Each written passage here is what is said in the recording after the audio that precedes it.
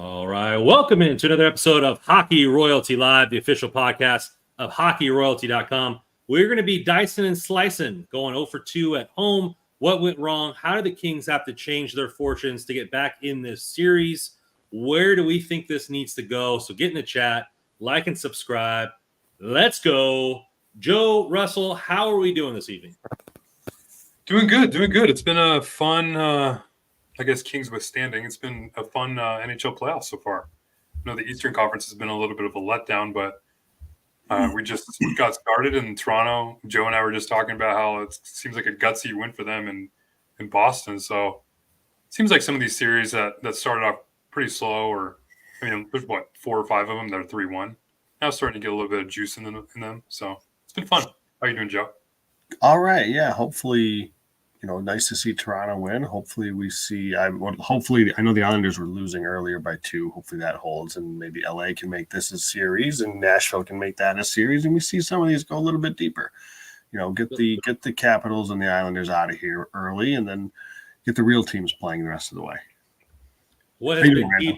I'm doing good. What's been deep from start to finish is our fans. They're in here early. Cy coming up here with a good evening. Folks, Holden 92 with a what up, guys? Car scores, go Kings go. Al Smith, always good to see you. Hey, everyone. And J-Ro, what's up? Let's get this series back to LA. Crazier things have happened. Yes, they have. So we're going to get diving in. I'm doing all right.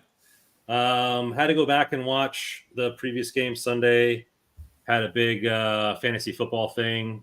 Auction draft. So we had a dynasty league. 2 guys left, so we auctioned off all their teams. So we had this fake budget. We were doing a live auction, grabbing some beers and stuff like that. So by the time I got back and the game was on, as soon as my head hit the couch, it passed out. So I had to go back and watch that snooze fest of a shutout. But overall pretty good. I mean, can't say that I'm surprised about the series so far. I do think that what we said to start this series and our series intro still remains true on how the Kings are going to be able to carry themselves out of the pit of despair for most fans and into the second round. I think all those things are going to be the things that we're going to be talking about today. So if you hear an echo in the room, it's probably because you listened to our previous podcast, and thank you. So before we get into that, please hit the like button. Jumps up the algorithms. Please make as many comments as you can. Like and subscribe. We are nothing without our fans, and we appreciate you guys. So let's get into it. I think the first thing, we get trounced first game at home, second game. The team plays a lot better, but still loses 1-0. Still finds a way to lose. Can't put any offense on the board there. I want to give a little nugget. I want to start this off positive. We went with a goalie change. Rittich comes in, gives up 1 on the power play, but overall looked pretty solid. The defense was stingy with the amount of shots. So the back end played a lot better from obviously the 6-goal games that we've been seeing there. What have you seen? Would you like what you saw from Rittich? And maybe where were the improvements on the back end defensively that kind of stymied Edmonton? I thought that actually the forwards helped out quite a bit more defensively than they had in the first 3 games of the series. As far as Rittich, comfortable, made saves when he was called upon, not tested, obviously, 13 shots on goal. It's a game where it feels like if you allow only 1 goal to the Edmonton Oilers, you should be winning that game. It almost feels like a shutout at that point. And to allow only 13 shots on goal, which I believe is their fewest ever in a playoff game, is crazy that you're still not able to come out with a victory there. So I guess I'd like to elaborate, Russ. You said the forwards looked better for you. Was it them engaging more in the 1-3-1? Was it at the up person being more aggressive? Were they not allowing cross-ice passes? Like, what did you see from the forward group for you to say that? You know what's weird is so what's even makes it even more frustrating is because I don't think they fell into their 1-3-1 neutral zone trap that often. I think they played really aggressively on the forecheck, which caused a lot of Edmonton to not generate a ton of speed in the neutral zone almost. It's like, okay, well, if your 1-3-1 is not really working, let's just switch it up and establish a great forecheck, which something we've been calling upon for years now, it feels like. But the Kings want to play this 1-3-1 trap, and it hasn't worked first 3 games. So then they decided, okay, well, if we can't just sit back and wait in the neutral zone to clog everything up to let them kind of, or try to, I guess, just block the speed that they're trying to generate in the neutral zone. Okay, let's play on the forefront a little bit more. And it seems like what they did. And the Oilers couldn't really generate a lot of offense. I did like how Hiller switched up, and I believe this happened a little bit toward the end of Game 3. Maybe it started definitely in the Game 4. What he switched up the matchups with Kopitar going up against McDavid and Deneau going up against Draisaitl, and that seems to have been working so far. So I'm curious if that continues. But yeah, it's like I could talk all day about limiting the shots to 13, playing good defense. But you got to score. So it's like, I mean, we're not. If that's the thing. It's like if this was a regular season game, I'd be like, cool, good game, played pretty well. I'd be satisfied. But that's not where they're at right now. Backs against the wall, 3-1 now, down in the series. So that's the unfortunate part. I think it's always about building on something. I think you're right there. And when you're playing, when you're playing football, you're playing basketball, playing hockey, and the team has a plan for you in a certain way, and that plan changes, and you show them a new card or a new fold to what's going on. Joe, that can be frustrating. Is the way the forwards have played more aggressively, is that something they can build on in Game 5 here, to where maybe 1 or 2 of the 33 shots go in and we're not snake bitten? Is it something that they can do on a consistent basis to consistently hound with their speed on Edmonton? Or do you think this was a one-off where Edmonton isn't going to be stymied by the assistant pressure? I mean, I think it'll be a lot harder in Edmonton.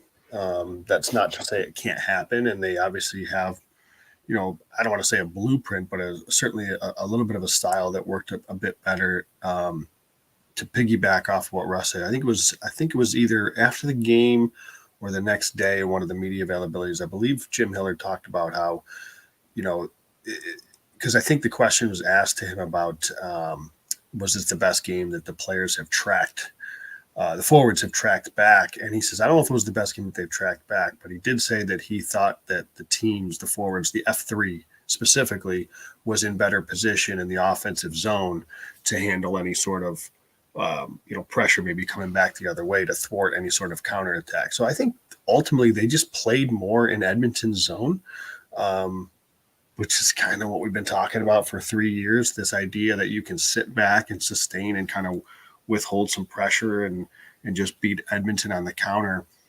I just don't know that makes a lot of sense when you're inviting a team that's that good into your own zone. I thought LA did a better job of playing in the offensive zone. Now, I think there's obviously a level of frustration because they didn't score. And a lot of that is credit to Skinner.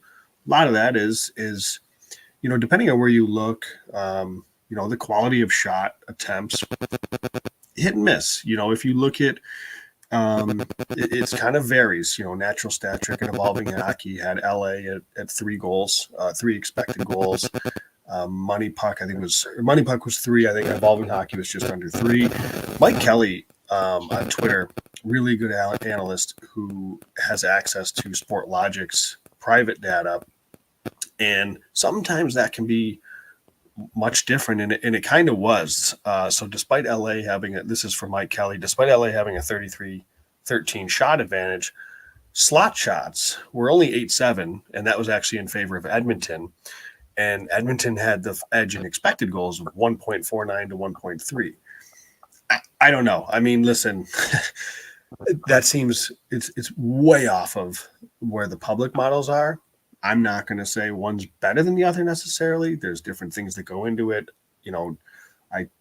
So take it for what it's worth, take it for the grain of salt. But at the end of the day, ultimately, LA didn't generate enough quality chances. And I think that's a big reason why they didn't score. I mean, yeah, they had 71 shot attempts, which is great. And they lived in Edmonton's zone. And listen, the reason Edmonton scored 1 goal is because they played in their own zone. And that is how you are going to win this series. That's how you're going to beat Edmonton, is by playing in their zone and not letting them play in your zone. So that part worked. They just, They just couldn't score. I mean, the chances they did have off the rush, they didn't score off the rush. So they didn't score in the one power play they had. So obviously it's got to be better in terms of finishing, but it's there is a lot of positives to take from it. Was that not like the most Kings game ever? Vintage Kings. The only problem with that, Russ, is this was a game that came against a good team. Traditionally, that would happen against like the Blue Jackets. Yeah. But yeah that was a vintage Kings game. I think everybody listening to what Joe said with the F3, I want to kind of go back to that and how he's in better position, how that can eliminate off rush chances. So the F1 and F2 are the first two forwards in the zone. The first two forwards in the puck. The F3 sits back, kind of sits where he feels he can be of service on offensive play and on a defensive play. And so the farther you up into the zone, the more offensive chances that you have, but you are giving up more rush chances going the other way. If you're farther back, you're more defensively responsible, but you might not be in the right spot in the slot. So, it's a delicate balance there, and it seemed that Hiller really appreciated where that forward was sitting. I think going into the way that the team looked and taking those shots, it's tough because like the base numbers show that we dominated this game, but like you're saying, the quality chances of really hitting a shot, basically we took 23 3-pointers and we only threw it into the paint 8 times, right? So yeah, if those 3-pointers go in, I mean, we saw it in the game that we won in overtime, right? A couple of those goals were like turnaround alley-oops from downtown, and they happen to trickle through the zone and get in the net. Mm-hmm. Well, that's not a quality shot. That's a lucky shot. Or that, so it's penetrating the defense in the right way. The crisscross passes and yeah. And the PDO cast said that the way the Kings are playing at the highest level is if they're not only generating north-south, but they're generating east-west pressure, meaning they're dropping off the pucks and creating a new lane, creating a different avenue, and making the eyesight for the defensive players in multiple spots. Right now, the Kings are just playing on the perimeter. There's no threat from anywhere else, which means the Oilers don't have to do much besides keep the puck in front of them, and if the shot is made, put your body in front of it. Kings aren't making it difficult.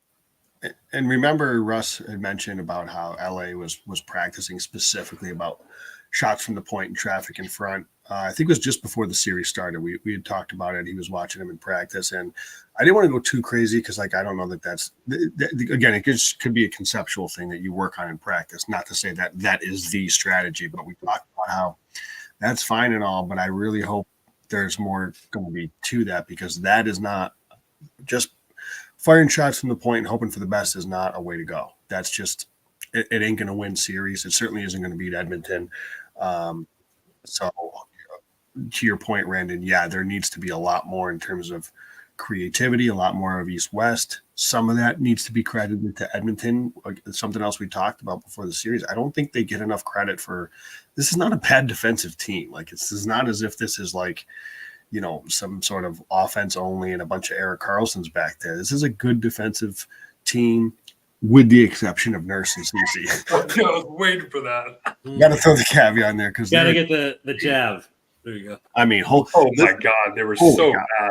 And listen, we talked about it. They needed to take advantage of Nurse and CC, and at least in that game, they did. I mean, they live anytime the puck was in Edmonton zone, you look up and there's 5, and I'm drawing a blank on whatever the hell number Nurse is, 25. But it's like, these guys are their own worst enemy. They're terrible. But they just couldn't score. It's just one of those things. So, there needs to be some more creativity and a finishing touch. Waves coming in here saying the Kings had led the season in perimeter shots and also rebound attempts as their entire offensive philosophy. Well, if that's your philosophy, you're going to live and die by the 3-pointer. And sometimes you have to switch it up and go back to basics and throw it in deep. And if you're going to throw from the point, we need to get more bodies in there. I don't think they're doing enough on the power play to put bodies in front of the net. I don't think they're taking it to the net once they get the rebound. I think the problem is that they're shooting one shot and they're not getting the rebound. They're not being aggressive in the paint, getting in the crease and all that kind of stuff like that. I mean, How many guys do we have that are over 6 foot or close to 200 pounds? Like that, like that's why I thought Grunstrom was such going to be a major force in this series, was because the way he plays. He's always in the dirty areas. Justin Brown, the cup area, always in the dirty areas, always mucking it up, right? And if that's going to be, hey, let's bench chuck it from the 3-point line and let's go down and rebound. Well, rebound's a dirty game. Rebound's an effort game. Boxing out, sweating it in, getting no recognition. And then if that's how they're going to score goals, then they gotta play more dirty in the fact of effort, not nastiness and bad plays, right? Yeah. So I think you look at a major player and that is Gabriel Velarde was that type of player, always around that area. Grunstrom's around that area. In the cup areas, Brown, Justin Williams are all around that area. Who's going to be the guy that needs to go to the front of the net and dominate that area? Byfield does it from occasion to occasion. We thought PLD was going to do it. Hey, that's where he's going to make his living. He's going to be around there. He has quick hands. I mean, I haven't seen it. I don't know. If that's their goal is to throw shot attempts up, then you need a rebound. And right now we're not rebounding. And I think that was what was so frustrating about that game because, like Lee mentioned, I think I saw it before the series started. They led the league in low danger chances. So if you're okay with just simplifying it and throwing it from the point, then you got to get a body in front of Skinner, and there's just nothing happening. It was just like once the Oilers scored that goal, they were just totally fine. Just like, okay, we'll let you do what you want to do from the perimeter. You're not coming to the middle of the ice, so what do we have to be scared of? And obviously, no one's getting in front of Skinner. I don't know what the rebounds were, but it certainly didn't seem like it. And like Joe pulled up all those stats from Sport Logic, and that's why how they differ so much from the public models. And I was kind of surprised when you looked at natural stat trick and you see, I think in the middle of the second period, it was like 10-2 or high danger chances or something like that in the third. And I was like, really? That doesn't seem right because you're watching the game. It's like, yeah, the Kings are getting a bunch of shots. They have the puck in the offensive zone quite a bit. They're dictating play a lot, but there's nothing happening. It's like that's why when that goal was scored, I was like, this game's over. The Kings can't score, and you could see it right from after the first period. Like I said, once that first period was over, it's like you can feel like not getting a goal there to get the crowd. Like the crowd was so pumped. You can tell they're just waiting for something to get them going. Nothing. And once that first period ended, I was like, I feel like that's it. And sure enough, like as soon as England lost his stick, grabbed on to whoever it was, which was a penalty. Of course, Edmonton's going to do the thing on the power play. Kings have made no adjustment on the penalty kill. Connor McDavid just it feels like it's like a gimme for them every time on the power play. It's so annoying. It's like I said earlier, it's just been like this Kings season and Kings style of play all encompassed into one game. And I don't want to be. It's hard not to be negative, and we're going to get into what the Kings have to do going forward. I mean, we got a $30 donation about what the offseason's already going to be like, and thank you, Al, for the $30 donation.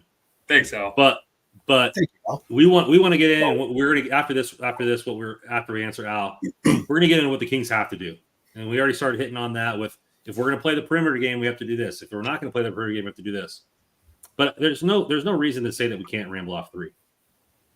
We just have to play a lot better, right? So we'll get to that. Al comes in here. Thoughts on what Drew, Kopi, and PLD will say in their exit interviews? I think Drew will be upset.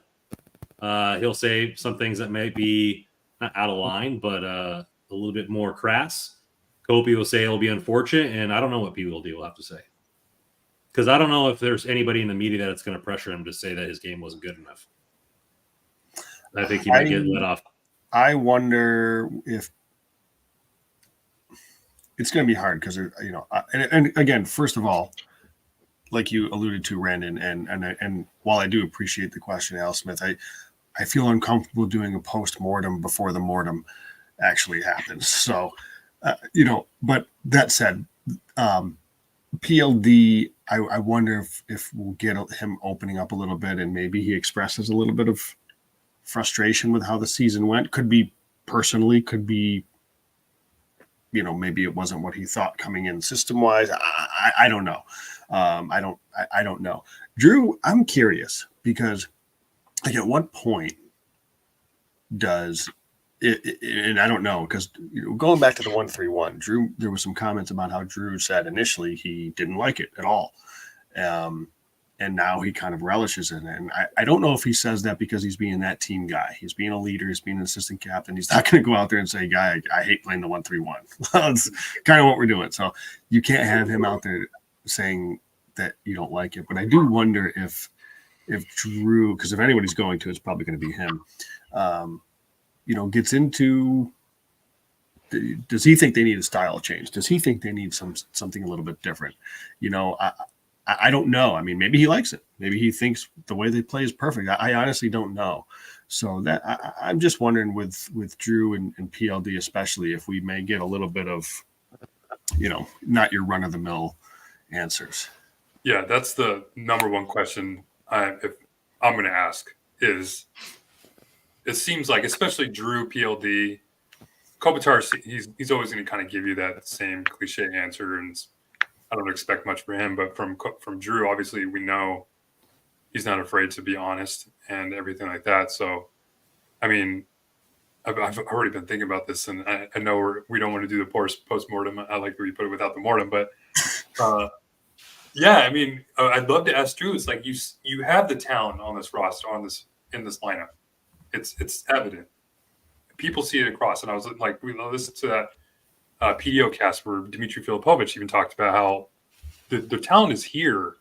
They're just not being utilized in the right way. So, I mean, my question to Drew is like, how much do you think this 1-3-1, or do you think this 1-3-1 system is a problem for you guys and not really the way that you should be playing in the style of the NHL right now? Because that's really what it boils down to, I feel like, because just like this last game, aggressive forecheck, dictate pace, you have the puck for an extensive time. Why can't you replicate that for an entire season? And there's just and there's other things that, I mean, I'm sure PLD is going to say he's disappointed and it's not been the season he wanted and he's looking forward to more. Like, we'll hear all that. But I'm curious to see what he says too about the system and how much learning it and trying to implement himself and his play style into this structured game that the Kings love to play, because we hear that word structure all the time, probably more than any other team across the league with the Kings.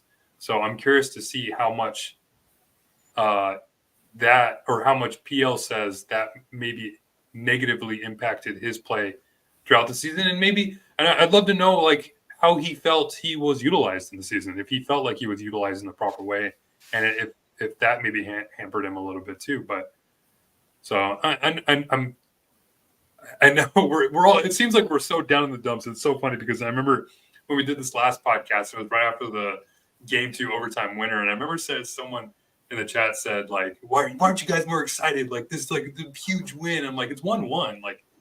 There's no reason to get too excited. And sure enough, they lose these two stinking clunkers. And it's what it was Game 4. Game 3 sucked, right? It's so embarrassing. I felt it's embarrassed to be a Kings fan after they had that one. It's Game 4 was probably even just as frustrating, if not more so, because you saw a lot of things that we had been talking about all year that we wanted to see this team play with, and they did it. They just couldn't score. And there was also other things, like Jordan Spence playing with Drew Doughty, and Jordan Spence looking like probably the best player for the Kings the entire game. And then also the start of the game, he's generating offense. The team's generating offense. Puck comes to Andreas Englund, the blue line fumbled out of the zone multiple times. How many times did he fail to hold the blue line in the offensive zone? I mean, it is. Oh. You lose so much momentum. That happens. And then at the end of the game, 6-on-5, PL Dubois is out there in the front of the net.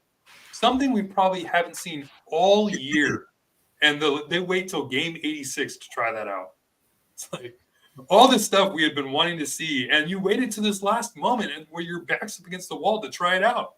That's where all this frustration comes into play. So I'm curious, obviously we're frustrated. Fans are frustrated as well. So I'm curious to see what the players, I'm glad Al Smith asked the question, because it's something that I'm sure everybody's thinking about, is what are these players going to say about it? Because, I mean, there's really no confidence. And the team has really given you no reason to be confident that they can come back in this series. But it's only 3-1.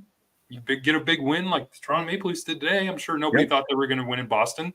Without Matthews.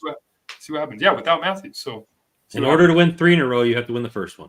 So I think it's right. I mean, coming at it, Joe and I maybe a little more frustrated to start this question about what was going to happen. I think, Russ, you had a nice little level head about it. Instead of course they're frustrated. Of course PLD wanted to come in here and dominate. Of course we want to make it past the first round. So if we don't, they're all going to be frustrated. And I think as much as we think there might be the writing on the wall, the players might think there's writing on the wall on the organization, and maybe there might be a big change. And what that means for them as players, does a change in style? Is it a change in style? Is it a change in personnel? Is it something that is often thought about amongst the players? And I mean, ultimately, a player, you're a part of an organization. You're playing in a system that a person above you is dictating. So, but you're going to have those opinions. You're going to have those thoughts, and you just wonder what they think and what goes on. And sorry, Brandon. I also wonder. I mean, obviously, Kopi signed on. I also wonder if Drew and Kopitar think that maybe the championship won't come in here in LA in the next years after the season, and maybe they do need to see if they would want to chase a championship. I'd be interested for that. I mean, I don't know if that's in the cards, or they're happy with 2 and they would like to stay here because that's where their family is rooted in. You always wonder.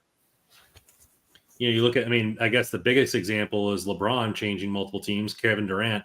Basketball is a different sport, but I mean, Tom Brady wanted to prove it to himself that he could win another one with a different organization. I just don't know. Maybe that's something in their mindset. Obviously, Kopitar signed that extension with the team progressively getting better. Maybe the team got worse this year, in my opinion. So is that the issue? Do they feel better about having a new GM if that happens, a new coach, a new style if that happens? I don't know. I guess there's a lot of things talk about, and that's why we'll be giving you Kings podcasts every week, right, Joe? That's right. No, what I'll say too, like the players, to their credit, to this point, have all bought in, because if you don't have buy-in, it's over. Like with any sort of system or structure, if you don't have buy-in from your leaders, it's going to crumble. And I'm not saying that they don't have buy-in, because obviously they've had it to this point, but going along with what you're saying, Brandon, I do wonder if there's going to be some sort of thought to that, but we'll see. I just think a style change would do wonders for this team. I mean, you hear and you see it from not only our point of view, but outside point of view. Yeah.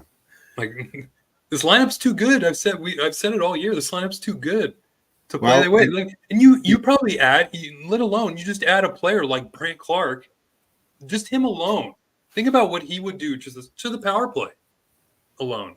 Like that, the last game that they played, or one of the games that Brant Clark played in the rain. Which, by the way, the rain, I'm excited to see what they can do in the playoffs with all the future stars they have there. But I mean, the passes he's making, and there's nobody on the Kings team, at least in the defensive end, that's going to make passes like that, or play aggressive, or start to play, or anything. And his skill set is so different compared to what the Kings have, or what they're willing to let Jordan Spence even implement. Yeah, that change alone, or that addition alone, could change things drastically for this team. Well, Russ, it's what I shouldn't say that. What a lot of people seem to fail to realize is the offense starts from the blue line. It starts from your defenseman.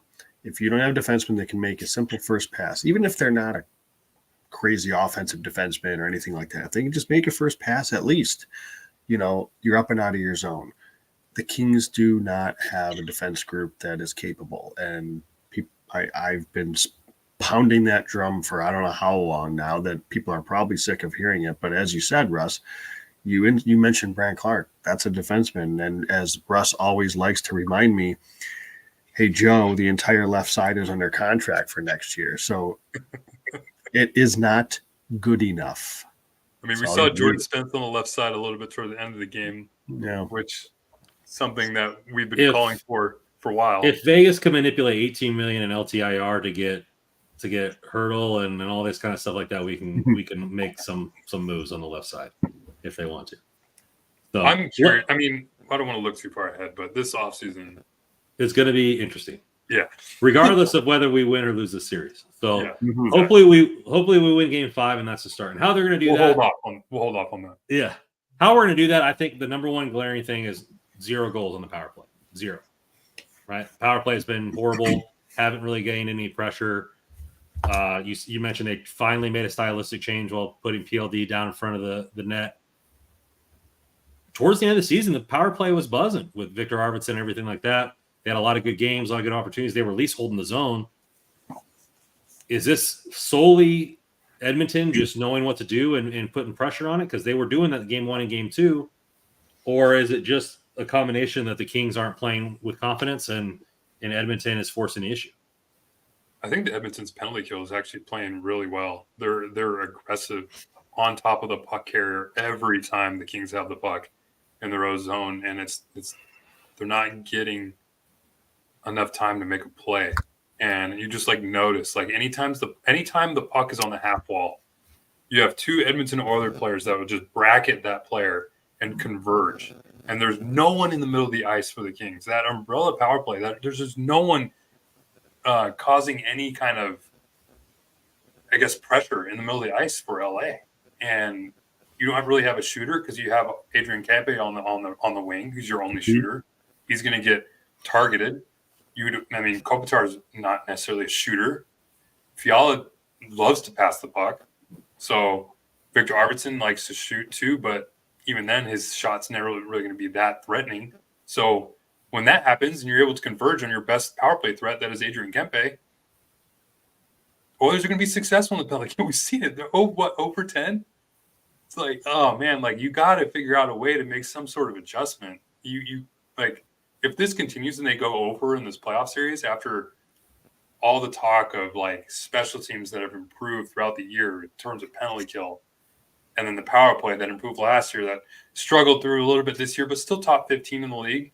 And you talked about having Victor Arvidsson now all of a sudden come in. He's going to be the savior because you finally have a right shot on the first power play unit. You go over. That's so bad. I mean, there's really nothing more to say about that. I think, I honestly think a lot of times power plays, they can kind of just ebb and flow. What I mean is, you mentioned Randon at the end of the season, it started to pick up and it was a bit better.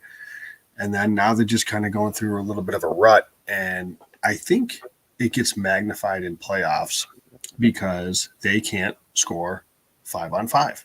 So there's so much pressure on this power play to score. I could feel it sitting on the couch in Game 4. They're down 1-0. I mean, I could just feel the pressure that each one of those players has on their shoulders. If they know, if we don't score, we're a loss away from our season being over. So I think they're definitely at a point where there's immense pressure on them, which is what it is. They've kind of brought it on themselves. I agree, Russ, there's a lack of utilization of any sort of bumper play, which has kind of been a sticking point for me for a while. And they really haven't figured that out all year. It looked like it was making progress. Once Arvidsson was back, they moved him down low. That kind of opened up that little triangle play that they could run sometimes, but we haven't seen that a lot. And I just think what you're missing is, with the exception of Fiala, but even he's not really put in the position to do it so much.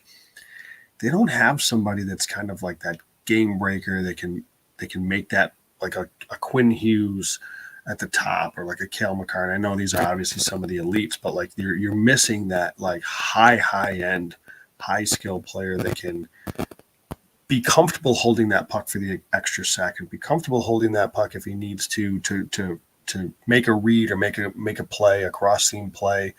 I think that's part of it. I also think with the players that they do have, because of that pressure, they're not moving the puck. They're not getting themselves, the support isn't there for them to move the puck quick enough to kind of alleviate some of that pressure. Because if you can zip the puck around a bit, they're going to have to settle in. The killers will have to eventually sort of settle. They can't chase around the entire time. They're going to run out of gas. And that puck movement is not there right now, in large part because Edmonton's doing a great job of their pressure, and they're doing a great job of their reads.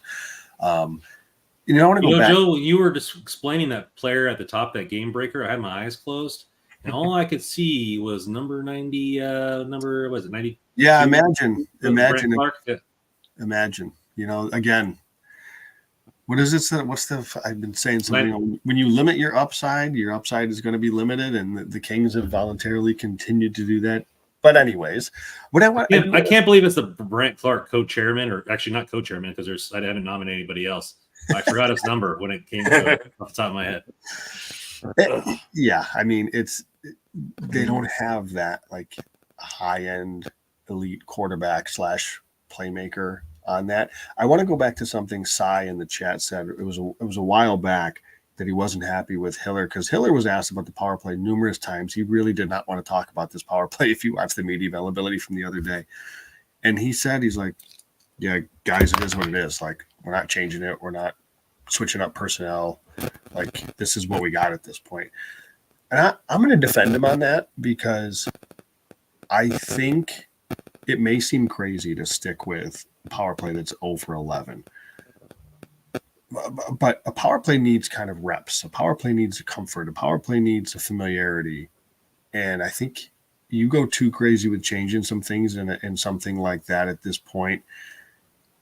I think it only adds to the pressure, because now it's like, holy cow, he's changing the power play. Now we really got to score.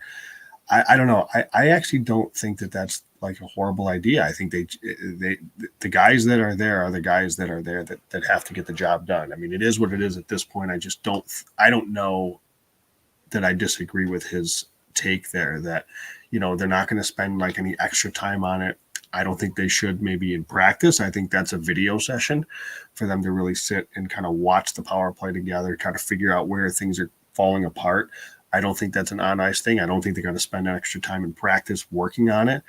I think it's a pressure thing. It's a feel thing. And like that first power play that happens in game 5 is a big one. Even if they don't score, if they can move the puck around, if they can get a good feel for it, gain a little bit of confidence, like, okay, we're back now. We're in a little bit of a rhythm.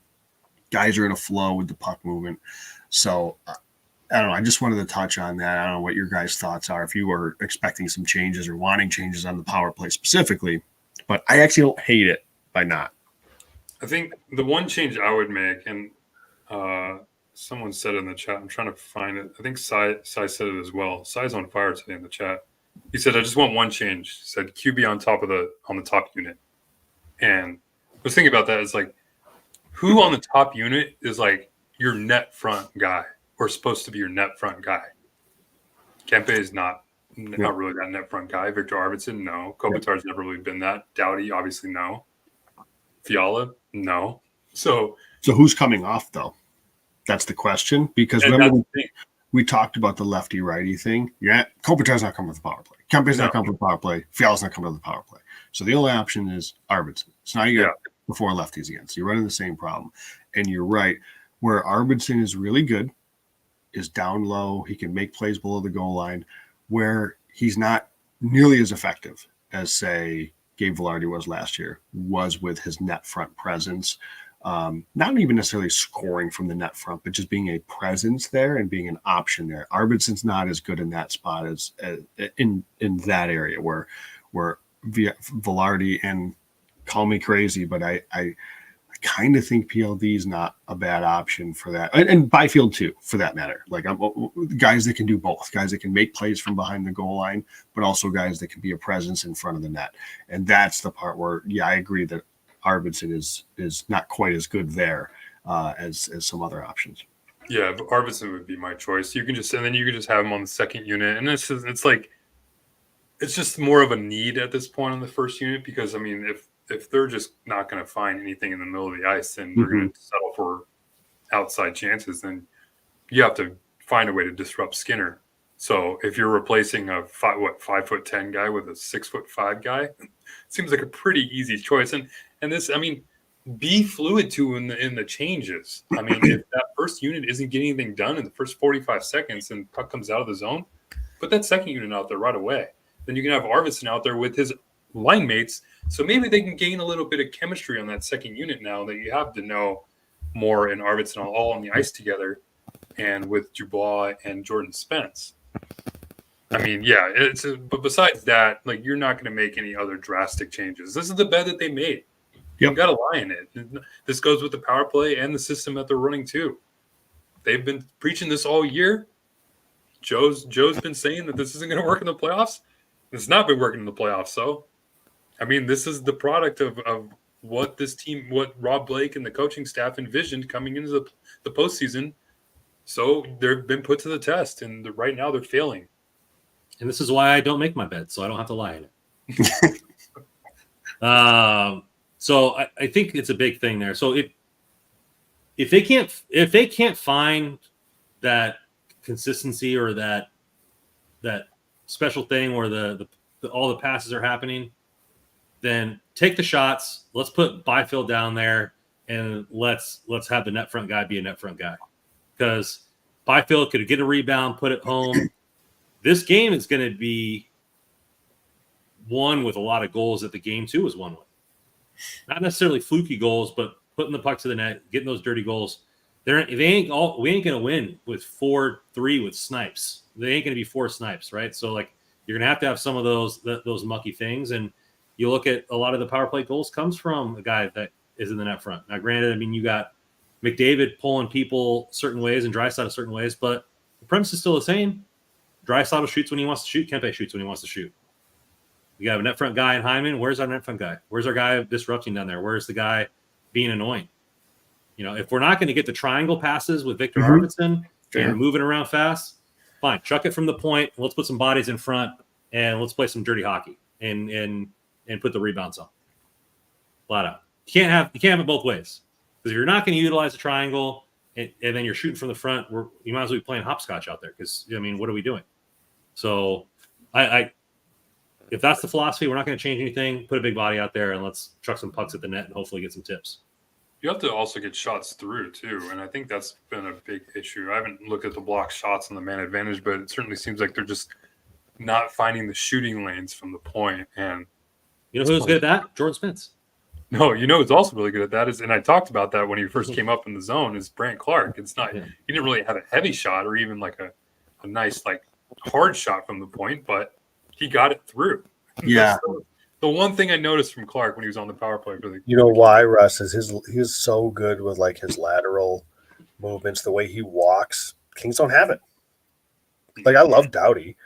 Don't get me wrong, but Doughty, look at all the goals and look at all the contributions. A lot of the contributions he's had on the power play this season, they are absolute bombs from the point. Okay, which is fine. Not necessarily high percentage. Okay, so not something that you can always bank on. You really need to open up the bumper. You need to open up the seam plays. Look at Edmonton kills the Kings with seam plays. It's seemingly like, I know Bouchard scored, but that started with a McDavid seam, like a cross body seam pass. So like that's what slices open a kill, and the Kings don't do that. So the idea that you can just throw it back to Doughty and for a bomb, I guess, but it ain't high percentage. So you're right. Like, I think I tweeted, I don't know if I tweeted or said it or what, I don't know, but it's like, it's just fascinating that the most creative potential power play quarterback on the Kings is in Ontario. And broken record, when you limit your upside is limited. That's it. That's the thing too, Joe, is we all see this management is on the brink, right? It certainly seems that way. I mean, I would give it like an 80% chance if things don't improve or this continues and they bow out in the first round that there's change coming. Why don't you give your roster the best chance to succeed in the playoffs? Why didn't you give Brant Clark more ice time in the season? Why didn't you give Jordan Spence a better defensive partner? Maybe why didn't you play them together? I think you know that. You went 3-17 in January and you still made a playoff spot. Things couldn't get any worse. You changed your coach. Why aren't you playing your best players? That's what's. Then we get to this point where like now we're talking like, oh, well at least there's Brant Clark next year, but how does that help the coaching staff that's here now? Like if I'm Jim Hiller, like he's got to be like throwing himself against the wall because he's been adjusting left and right. And I think that almost to a fault now. People are getting upset with him because he's adjusting too much, which is so funny and so ironic because Todd McClellan never adjusted and people were getting on him for that. But he's just trying to figure out all he can to get out of this roster with the structure and style that they play. And it's not working. God, I'd love to sit down with Jim Hiller and a bourbon to get his true thoughts as to actually how he would do this. Russ, I think you know the answer. Your questions are fair. Your questions are great. That's not how Rob Blake envisions this. Let me ask you this question before you say that, Joe. Okay. I think I know where you're going with this. Okay. Is Rob Blake making this roster for what Todd McClellan envisioned for this team, or did they hire Todd McClellan based on what Rob Blake envisioned for this team? My opinion, and again, Russ maybe has a little bit more of an insight than I do. My opinion is was never McClellan. Again, like McClellan historically, I don't remember him playing a 1-3-1 with the Oilers. I remember him playing a structured with one of those high-flying Sharks teams back in the day. If anything, you could argue that Sharks team in this era would have been much better off. They probably would have won them a little bit more. Marlowe and in this hockey, that would have been great. Yeah, my thought is this is Rob Blake, and just case in point, go look at the players, go look at the player acquisitions. Like last summer was the deciding factor of like, okay, the structure was implemented kind of during this rebuild phase. They did a great job navigating out of the rebuild relatively quickly and turning into a playoff team. And that's fine to instill some sort of a structure and a mindset of like, okay, here's how we've got to play defensively when things hit the fan, blah, blah, blah, blah, blah. But at what point, in order to take that next step, you got to see how the rest of the good teams in this league play. And it's with skill, particularly on the blue line. And that's not to say like you ignore everything else, but like and when I say skill, I mean just being able to move pucks at the very least. You don't need your leading scorer. It doesn't need to be Roman Josi that's leading scorer, but you went the total opposite direction. And this was all foreshadowed in the summer when they traded away two of those guys in Walker and Dursey. And I know there was multiple layers to the reasons for those trades, but they traded away those guys. And look who they brought in. They re-signed Gavrikov. They signed Andreas Englund, both of them to not 1 but 2-year deals. That right there is your clue. They're running it back again. Like we've talked about, they've tripled down. It was Gavrikov, Edler on the left side last year. Mm-hmm. We're going Gavrikov, Englund this year. So while Russ, I totally agree. You're right. I have the same questions. That's not how Rob Blake sees this team winning. And it's clearly wrong. It's just I gotta try to be. I'm trying to find nice words to say because for multiple reasons, I don't want to be disrespectful.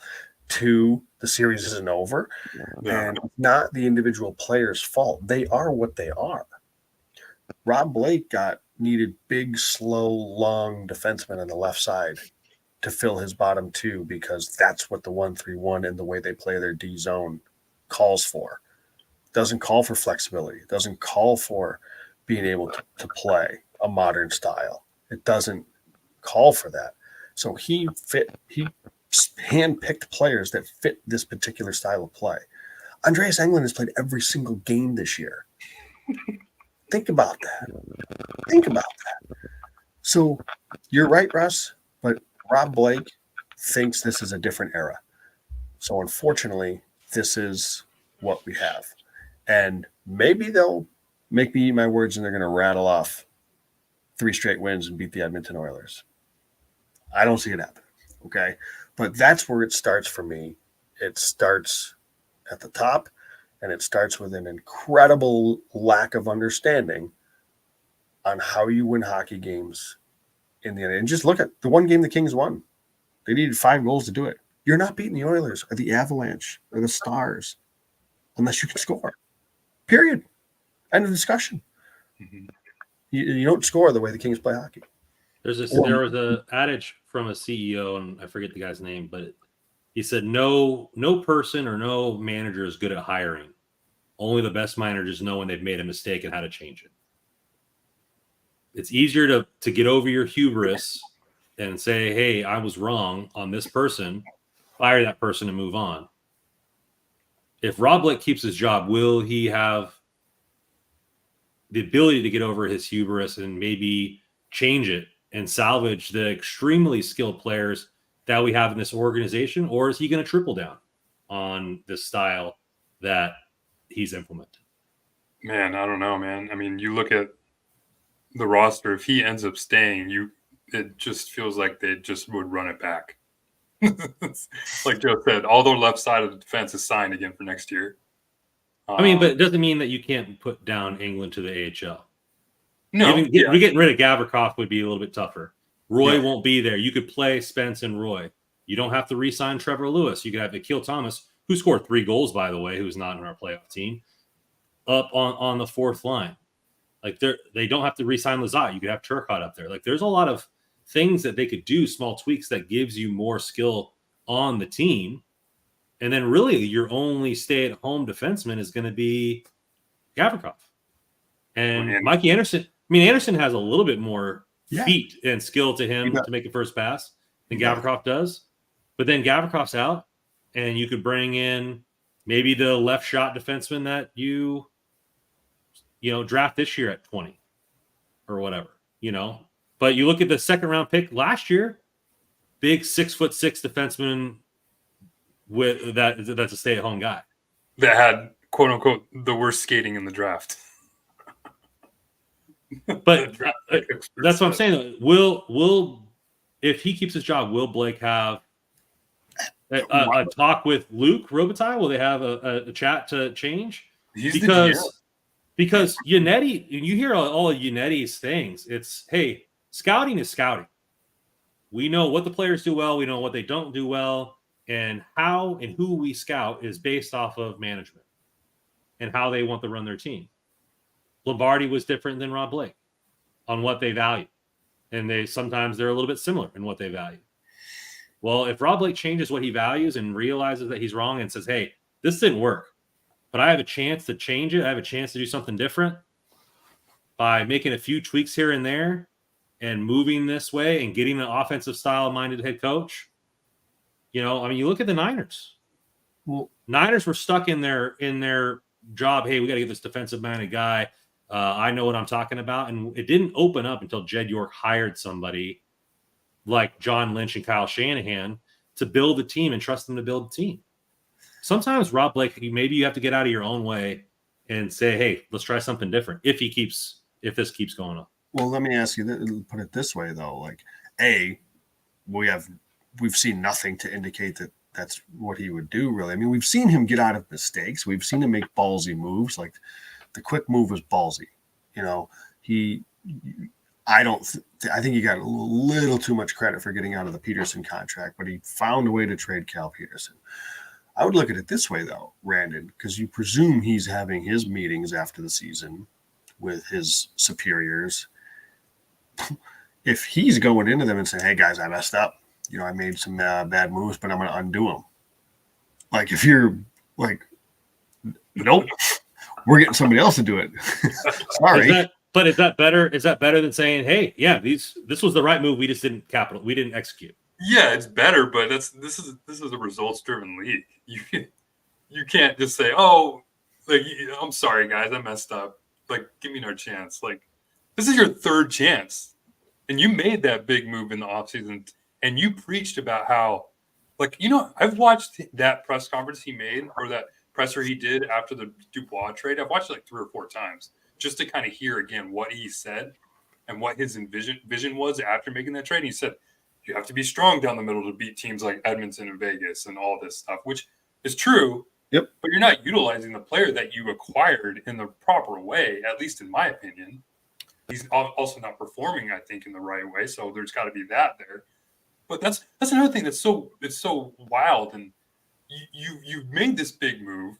You have all this pressure on you now to get past the first round, which you've lost the same team 2 years in a row. So you make this big ticket acquisition, and then you play in the lowest amount of ice time of his career with fringe NHLers the entire season. Of course fans are going to rip you. Of course fans are going to rip Pierre Dubois. Like, what? Like, don't you see that that's going to happen?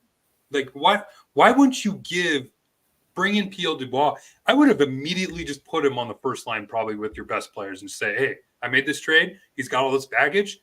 Let's just see what he's got. And put him with the best line, put him on the first power play unit and see what he's going to do. He's going to probably just by happenstance, just a puck's going to go off of him in the first power play unit and probably get 3 or 4 goals on that alone. But you haven't all year. And you've just doubled and tripled down on this play style that you want to play. Going back to the Gavrikov move, why we were so just like, not like upset about it, but we were so like, it was such a questionable move because you just brought in a player who doesn't really bring you any offense when you needed offense on the back end to replace a player like Sean Durzi, who was playing really well on the left side, to move him to the right side.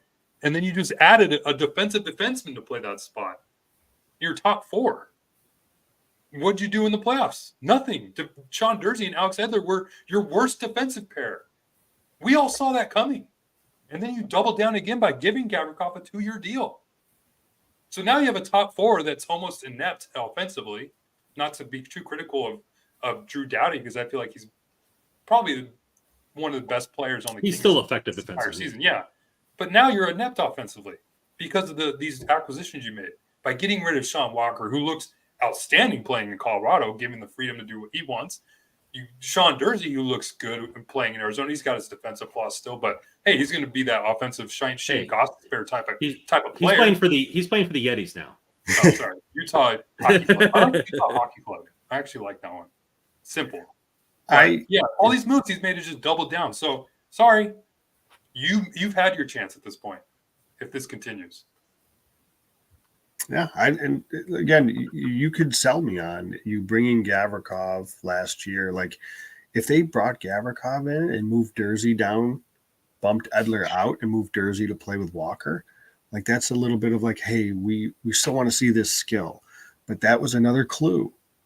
They want to play this structure, and they got guys to fit the structure.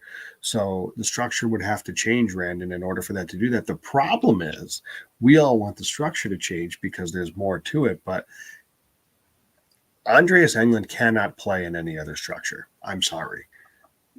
So I don't know what you do with him. And Vladislav Gavrikov, in my opinion, certainly not in a top 4 role, can play in a more up-tempo, more skating style. So you kind of pigeonholed your team to play this way because both of those guys are under contract for next year. And I can see the lot like Englund, I would hope you can waive him. Like I don't think that's like, I don't know.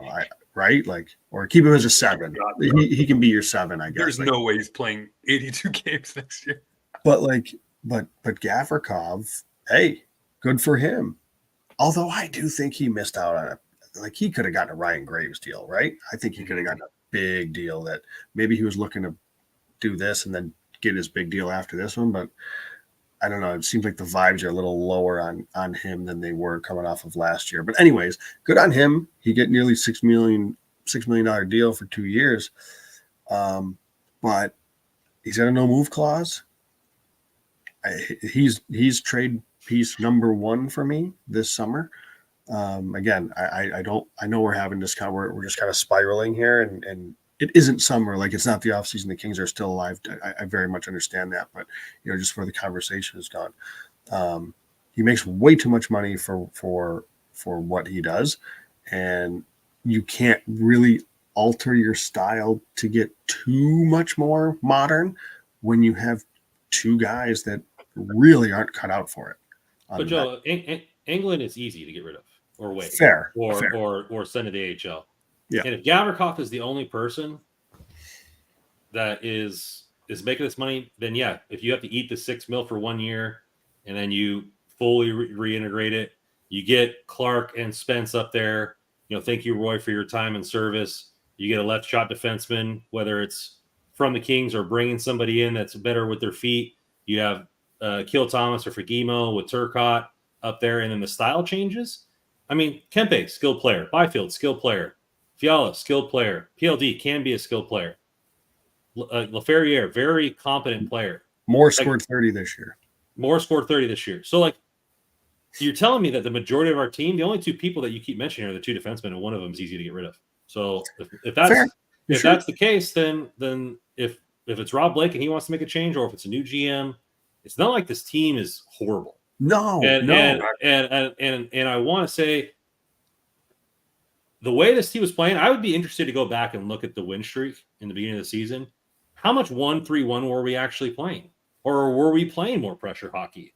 Because it doesn't, like, we were scoring, averaging 4.5 goals a game.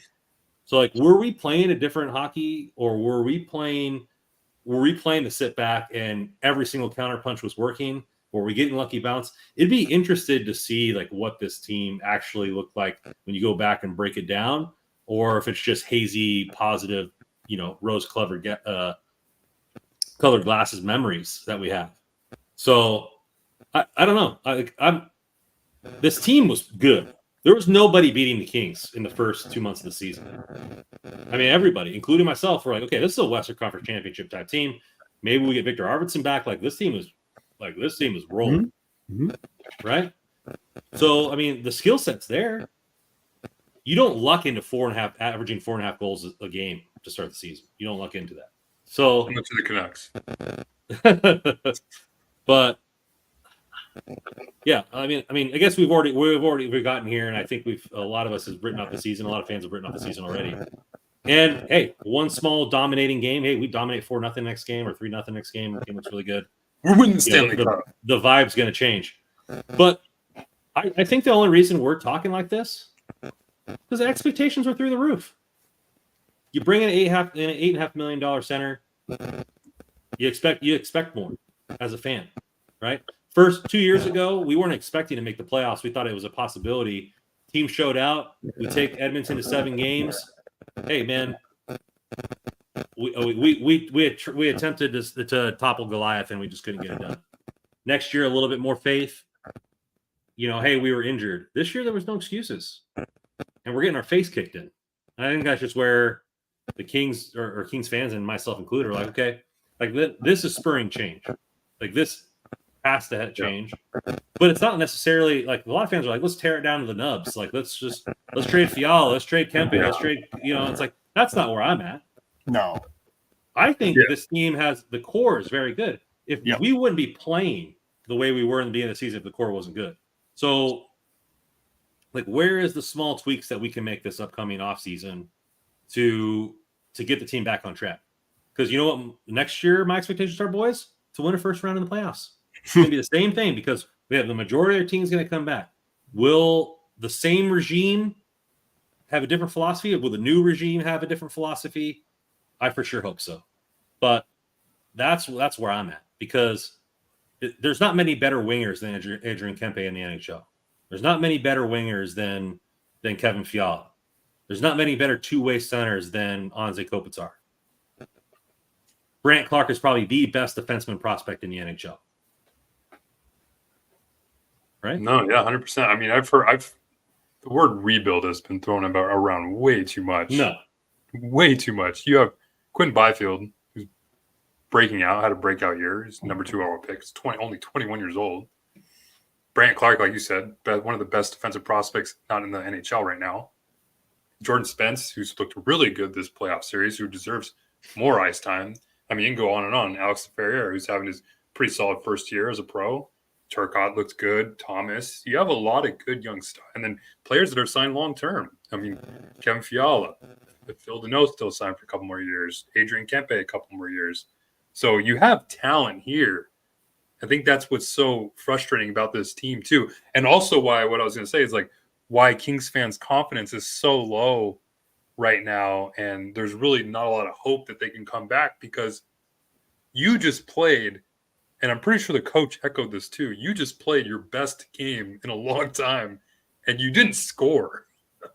So it's like, how does that indulge like any confidence in that you're going to come back and win this game? Because we've said it all year, the system hampers your high danger chances, and you're just going to sit back and wait for the other team to score on the power play. That was the best game you've played all year. You're not going to make any personnel changes. You're not going to put Jordan Spence up in the lineup. Fuck it. Pair Jordan Spence and Drew Doughty together. Who cares at this point? It's not working. So that's why we're all talking about like the postmortem's already here, because they haven't given us any reason to feel like they'd come back. John Miller coming in here with the $5, the $5 holla from John Miller. John? Small tweaks aren't going to make this team a contender. And I know where people are feeling about that, but there's plenty of history that says otherwise, especially on a roster, that it has a lot of great players. So I would say the Tampa Bay Lightning had multiple years of being right there or being disappointed. I mean, hell, they lost to the Blue Jackets, right? They go out and they say, hey, what does our team have? Well, we have an abundance of skill. We have Sergachev. We have, Kuznetsov. We have all this stuff. We have a great goalie. What are we missing? We're missing some physicality. So they go get Pat Maroon. They go get a couple of these guys that can fill out the team in areas that they're missing. I fully believe if we fill out the areas that we're missing, meaning some defensemen that are allowing this team to move the puck down the ice, and we're able to open up the ice a little bit.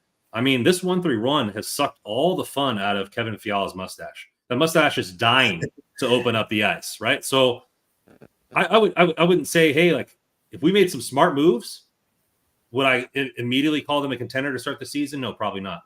But do I think we could win a playoff series, 2 playoff series, be more lively than we are now? 100%. Yeah, and you look at the step that Byfield took this year. I think this is a player that he has to become that 70, 80 point player, right? And I think he will. He made a big strides this year. So I think you look at if he can continue his progression and getting to that level, I immediately would swap Dubois and Deneau. Like the thing with Deneau, and I love Deneau, like you think a second line center who gets 47 points is good enough? Nope. He's third line center right now on a contending team. And they got Dubois to be a top 6 producer, and they neutered him just like they did with Fiala. So I don't get it. I don't really understand that. So I would swap those two. And I think there's reason for optimism with a style change and a little bit more skill in the blue line that sure, like, is this team a cup contender? I don't know. But like Randon said, I think that they're definitely a team that should make playoffs and should be much more likely to get out of the first round, because you just, and I said this phrase, I've kind of liked it, so I'm going to keep saying it. When you limit your upside is limited. And like, go back to a player that's been mentioned a little bit in the chat, Trevor Lewis. What does he bring to the table here? Because locker room vibes, and he's fine on the defense as a defensive winger, and he makes smart plays, and that's fine. But there's no upside there. You don't be surprised when you don't ever score goals. When these, you on the fringes and on the margins, you're rostering players that will offer you nothing. And if the Kings have too many of those guys, so does that mean that Akil Thomas is in the lineup? The Kings win the series. That's not necessarily what I'm getting at, but like over the course of a season, I think we started at the start of the season, Russ. Like, would you rather have Lewis in that spot, or would you rather have like either a Turcotte or a Fagemo or Kaliev or a Kaliev? And it's like, there was this idea that, well, Lewis is a veteran, you maybe want him in the playoffs. It's like, well, not if you let those other kids play all season, then they'll be much more ready to go. And you had 2 players in Lewis and Englund that they offered nothing on ice. Played every game. And they played every damn game. And we're just sitting here scratching our heads. Blake's like, oh man, what's going on? What could the problem be? And it's like, and I understand like the argument against what I just said is like, you're really going to pin this on the 6th D and the 12th forward. It's like, it's a mindset and it's a philosophy that even brought those guys here. And that's what leads to the system that they play, where if you don't play your system, you're not bringing these guys in, you're allowing more fluidity, you're allowing more creativity.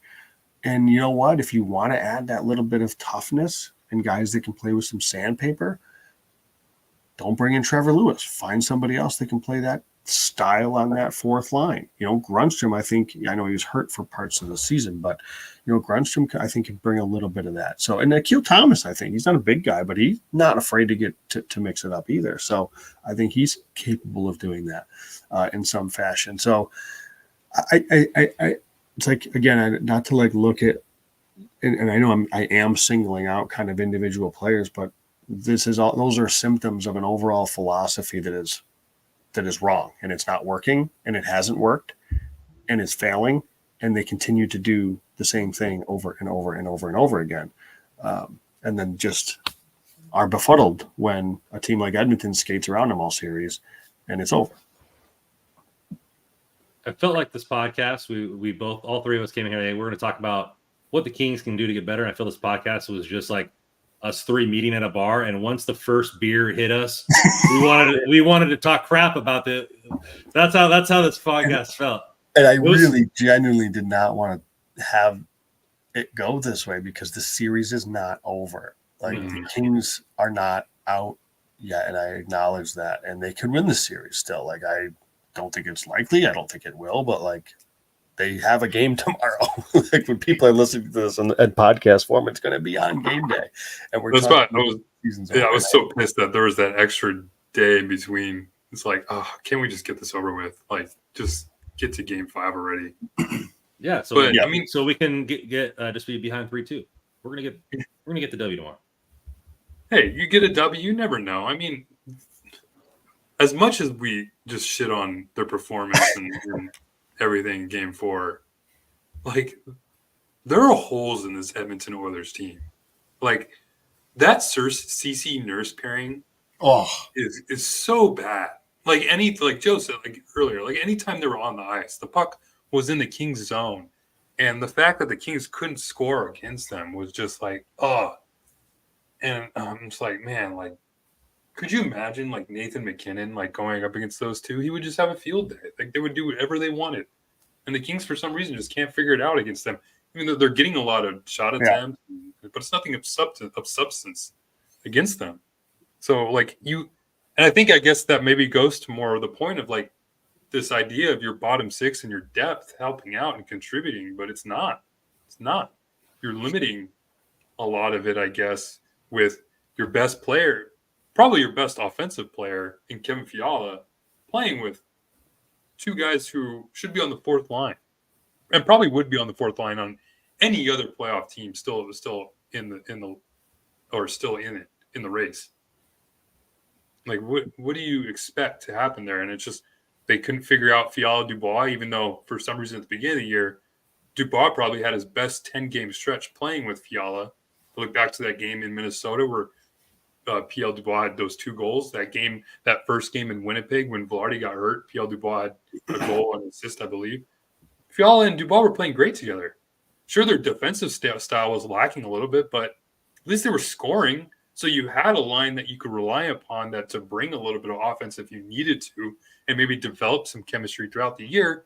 But no, you switched it and you put Dubois with Grunstrom and LaFerriere a couple games later. What do you think's going to happen? Can't imagine why PLD's not producing. Just can't. Yeah, I know the effort's there. I don't want to go on some. I'm not going to die on the PL Dubois hill because obviously Joe and I were big proponents of the trade, and it's kind of eaten us a little bit. But I mean, I guess if everyone's kind of looking for production, you put him on the first power play. And like I said earlier, you put him on the first power play, and you're just going to. Like, puck's going to go off in him into the net. It's going to happen. He had 22 points on the power play last year with Winnipeg. He has 9 this year. You add 10 points here or there, you get some more. Maybe people are happier about that, but the effort's definitely got to be there. But you just haven't given him the opportunity. It's a shared blame. Like, PLD's got to own the fact that he hasn't lived up to his end of the bargain. And I will acknowledge that probably the first half of the season probably is a big adjustment for him. Coming into a structure like this, it's a different environment. So he's a human being, so I'll buy that. But so he's got to own the effort. He's got to own not forcing the King's hand and forcing his playing time to be a bit more. And I acknowledge that. But everybody was doing cartwheels when Philippe Deneau had 50 points in back-to-back seasons, and that's fine. Like, I love what Philippe Deneau brings, but you brought in Dubois to be an impact player and didn't give him the weapons to do so. And now everybody's wondering, well, why isn't he producing? It's like he produced almost at the same level as Deneau, and he got a chance to play with a 30-goal scorer, Trevor Moore, all season long, right? And Fiala was on his line for a lot of it. It's like it'd have been nice when we saw glimpses, when Kempe was with Dubois, when Moore was with Dubois, Byfield was with Dubois, like we kind of saw flashes of life. God forbid we see that and more often. And that's the first thing that I'm doing next year. Again, I think it's a shared blame. He's got to own a lot of it, and the Kings got to do a better job of putting him in a position to succeed. I think if you're looking at it objectively, then you have to acknowledge that some of this is on Dubois and some of this is on, the organization putting so much. Like, look at it this way too. Look at it. They invested so much into this guy from an asset, and then your money and your cap. If you're going to put that type of investment in a player, how are you not putting him in the best position to succeed by giving him line mates that are established and NHL ready and NHL caliber? Like, Laferriere wasn't supposed to make the team this year. And if it wasn't for a Kaliev suspension, he may not have. And an Arvidsson injury, he may not have. So I don't know what the plan was for Dubois. Doesn't seem like one that was really and well thought. And I don't know. Like, I just, for like, if you were looking for a second line center, it was him. I would have started with him, moved Deneau down to 3C, and I think that would have made things a little bit easier. And again, if you're being objective, you look at some of the things he leads the team in scoring chances created. What does the Kings suck at as a team? Creating scoring chances and high danger chances. Who leads the team in that? Pierre-Luc Dubois. So, like, God forbid he had somebody that could score with him.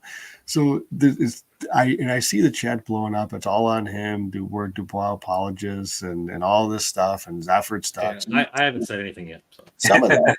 Some of that's fair. And I'm not just down. Again, he's got to share some of this blame. But if you're just going to ignore that the Kings didn't put him in a position to succeed and just going to ignore some of the things that he did well statistically, I also think that's a bit unfair. And where I think a new coach, new system, more ice time, more capable line mates, I'm still bullish. Call me crazy. But what did he have in Winnipeg? 40-goal scorer in Kyle Connor. He had all the minutes in the world, and he was still only a 60-point player. So is he really a first-line center? Is he really a guy that deserves $8.5 million? Was Rob Blake wrong about his evaluation of what PLD could be? His numbers were a little flawed, though, because he was out for a little while. He was on pace for like 80-plus points, and then he got hurt the All-Star break, and it kind of hurt his production a little bit. But, I mean, yeah, I'm not going to be the PL apologist and kind of double down on the trade. Learning from Rob Blake, huh? He's got to be better. I mean, we were also like down on the Gavrikov trade. We ate crow at the time because he looked pretty good at the end of the year last year. But now it's looking like that trade really hasn't worked out that well in the re-signing. So you're saying all your predictions are 2-year? Exactly. You got to give me an extra year cushion. Got to give me that extra year. Yeah, I think opportunity and thing like my biggest thing with him is that you're not getting the opportunity, but you still need to be a dominant force. You still need to go out there and play. You're playing against third line players. Mm-hmm. Like, that's what he needs to own. That's you fair. could be playing with me and Joe on your wings against NHLers, and then you still need to put in effort. That's my thing. Sometimes it looks like he doesn't want to be there. To your point, even if the production isn't there, if you're going right, if you're fair, fair. And even towards the end of the season, where it was like, okay, yeah, PLD had no points, but man, I saw him lay some hits tonight. I saw him, go and do like. I just think fans get fed up because you're making all this money, you're not putting up points, and then you look like you don't want to be there. When all you told us and all you told the fan base is like, hey, I chose LA. I want to bring a cup here. I want to be here. You're going to see a different player, et cetera, et cetera, et cetera. What is that? What is that old saying? They are who we thought they were. This might just be PLD, and this might be a bad evaluation by the Kings. Could it also be true? And it also could be true that he needs more opportunity with higher percentage line mates to produce at a higher level. I mean, because McKinnon ain't playing with the third and fourth line, and he's not McKinnon, so don't at me on any device. But what I'm saying is that he needs to own his effort. He needs to own the way he shows up to the rink. He needs to do that. And there's no excuse for that. Zero. Mm-hmm. I don't care who you're playing with.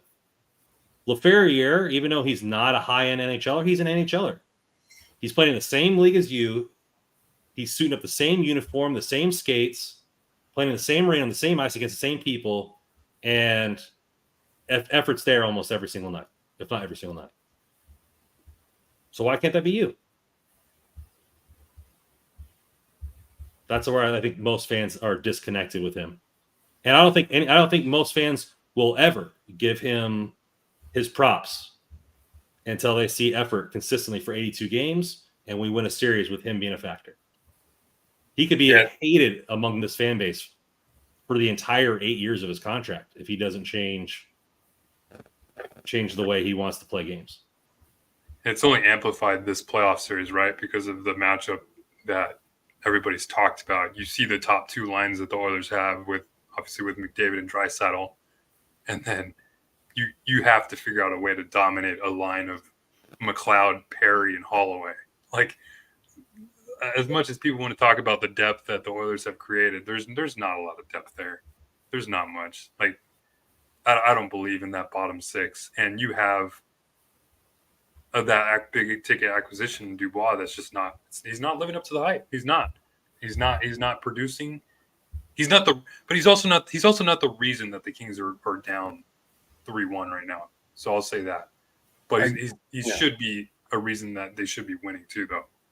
I think it's philosophical why they're losing, right? It's system. And again, system, like I said earlier, system breeds player personnel, right? And that you look directly at the Gavrikovs, the Englunds, the Lewises. And because I do agree with Blake, like I buy into strength down the middle. Big centermen are exactly the type of centerman I like.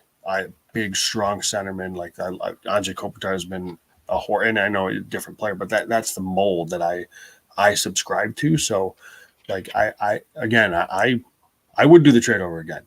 I will stay there because this is an 8-year. The contract, even when he signed it, I was like, oof, okay, a little high, a little bit of a. I was hoping for the Fiala type of deal, right? The 7-8, whatever, but it is what it is. But this is an 8-year deal, so it was a horrible first year.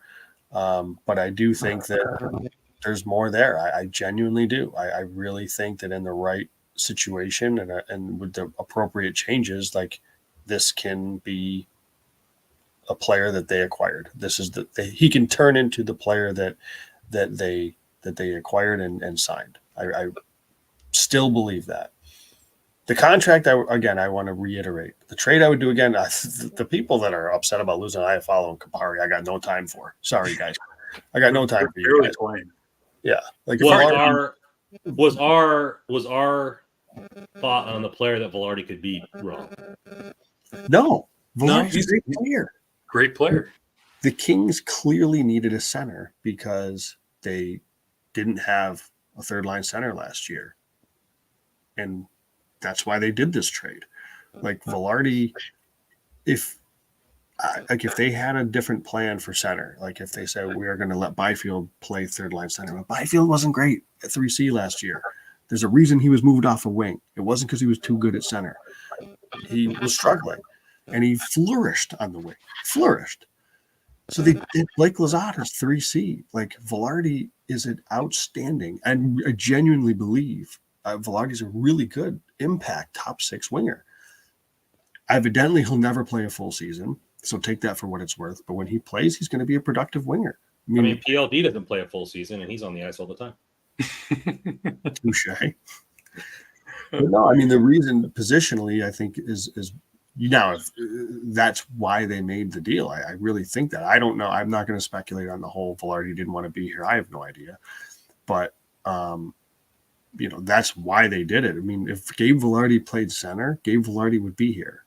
Gabe Velarde, that's simple as that. I'm just thinking about girlfriend's past, Joe. I'm thinking about the good mememories, frolicking through the fields, having daisies, the smell of daisies, I love Velarde. I always will. I hope he does well. I love Velarde. The piece that they lost the most in that trade is the Sean Dursey trade, or the pick, I guess, because you had to trade Sean Dursey for that second rounder. Yeah. Then you use that second rounder in the trade. I'm more upset about losing Dursey than I am Velarde, because he's a net front guy that scores in the power play. He's not a dominant 5-on-5 guy. He's a winger on a great top 6 winger, but centers are more important in the NHL. I mean, you took risks with this player who's got a ton of baggage, but the Jets also took risks with Gabe Velarde, who's always hurt. He's been hurt this year. So Velarde's looked better this year, I feel like, in Winnipeg, obviously because of the production standpoint. But he's certainly got a little bit of Zach Hyman in him when he just kind of with the net front tap-ins. But I'd still do the trade again too. I agree with Joe, and I'm still bullish on him as well. So, but he's got to be better. They're on the layaway plan for getting the productivity from that they've sought in this trade. Man, well, I want to see this series live on a little bit. I want to see them win some games. I want to see them make this interesting. That's what we came here to watch, playoff hockey. Hope they can flip this thing around. It's going to come at the hands of everybody on the team, buying in, coming in here to win, having some pride, pulling up your bootstraps, all those other cliche sayings about effort. That's what it's going to take. And if not, then we're going to have another full off season of podcasts like this one, where you guys are going to be in here telling us what the Kings should be doing, telling us how much you'd like or dislike PLD, yada, yada, yada. But this podcast would be nothing without our fans. So thank you guys. You guys were over 60 strong for a solid hour and a half. So appreciate you guys for coming here. Please hit that like button on the way out. Find all of our articles here at hockeyroyalty.com about all the games. The Rain are cooking. Kyle Garcia's killing it with his coverage over there. So give him a follow at Kopitar4HOF, because if this series ends, we got some rain to root on down there. You can watch yourself some Brant Clark. I know I will. DraftKings code THPN. Oh, I almost didn't do the ad read because we were all in our sad feelings. I got to do that real quick. This podcast is brought to you by DraftKings. The chase for the Stanley Cup is on. If you're looking into the light, the lamp, nothing beats the action at DraftKings Sportsbook, the official sports betting partner of the NHL. From start to finish, all the way to hoisting the cup, DraftKings Sportsbook has you covered. Same game parlays, live betting odds, and so much more. I'm sure you can get some pretty good odds on the Kings versus Edmonton going into Game 5. Download the DraftKings Sportsbook app now. Use code THPN. New customers get $5 or bet $5 to get $200 in bonus bets instantly. That's code THPN. The crown is yours. And this podcast is yours. Thank you for coming in. And always on this podcast, go Kings go.